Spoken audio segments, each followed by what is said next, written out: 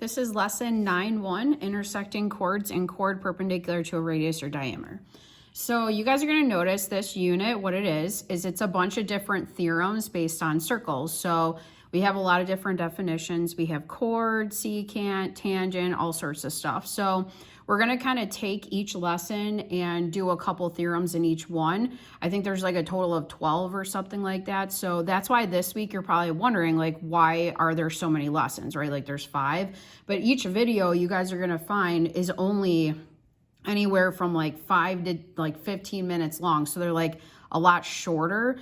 These lessons are meant to be like really quick and short, and then you guys do more practice and repetition. So you should be obviously watching this video, filling in the notes, but then you really want to actually try the homework problems because there's a ton of different variations of these type of questions. Okay, so let's start from the beginning. So the first thing is the definition of a chord. So a chord by definition is a segment that joins 2 points of a circle. So a chord is a segment that's inside of the circle. That's what a chord is.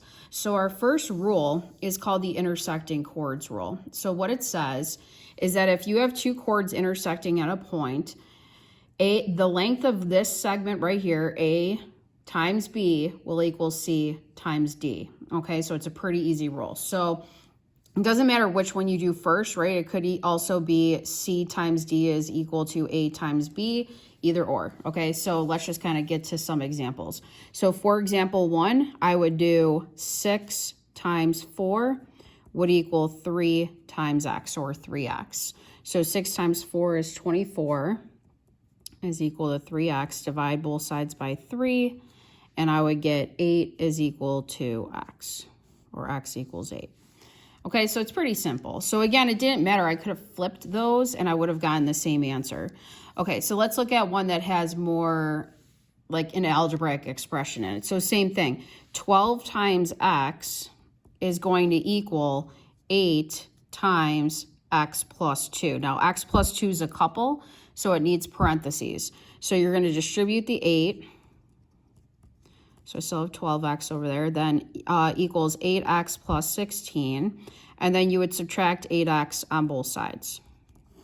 So you would get 4x is equal to 16, divide both sides by 4, and x is just 4. And that's all it wants. It just wants you to find x. Okay, so you guys can turn the page. Okay.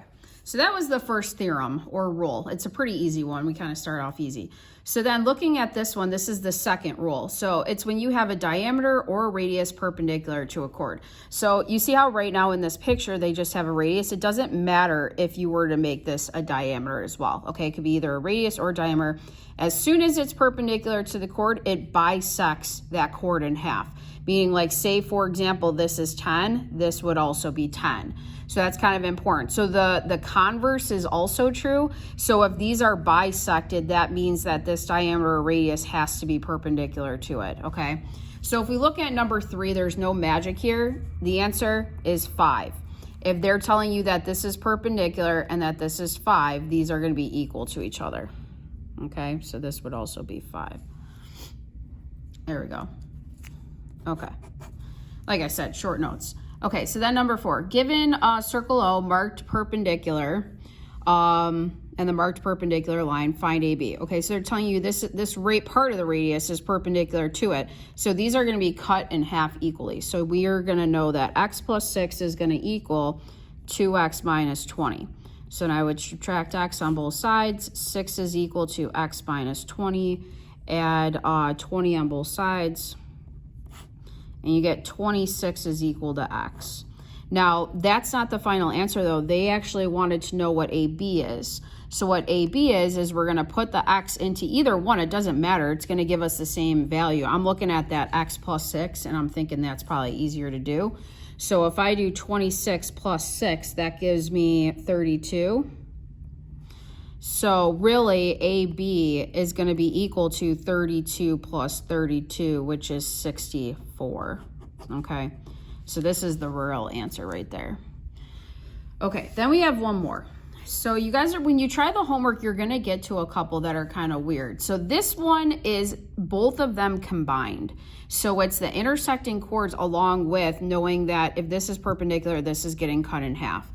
Okay, so when you guys are trying the homework, if you happen to get stuck, odds are what you're missing is that all radii of a circle are congruent. So that's kind of an important property. So like, for example, if I have some circle, okay, all of these are all a radius of the circle, so they're all congruent. So you always want to have this in the back of your head all the time, because usually when you're stuck, it's because you're not seeing that there's like some sort of radius in the question that like you can use. So like in this example, they're giving you the radius is 5. Okay, so this is 5. So if that's 5, that means that this from here down is also 5. So if part of it is 2, this part right here has to be 3. So that was kind of the trick to this one.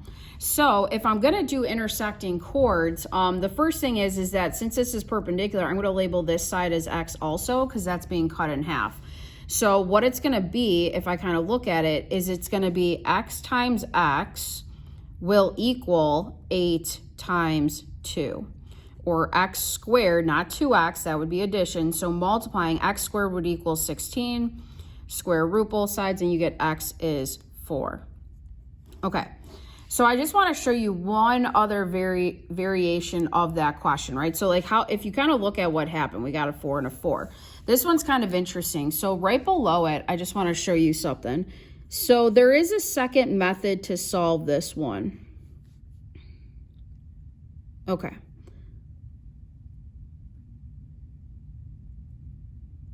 So we had this was 3, and we had that this, we were trying to find what this X value was, whatever it was.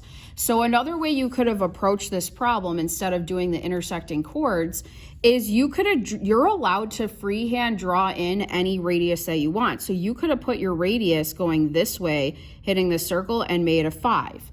So if you now yank out this right triangle that you have, looks like this, you have a 5, a 3, and you're trying to find this side, you can do Pythagorean theorem to get it. And we know this is a very famous triple, 3, 4 squared. 3 squared plus 4 squared is 5 squared. So I just wanted to show you guys, there's a couple on the homework like this, and if you get stuck, that's what they want you to do. They want you to add in your own radius and think of Pythagorean theorem, okay? So I'm not gonna work that out. I know you guys know how to do that. All right, guys, that's it for this lesson. Thanks.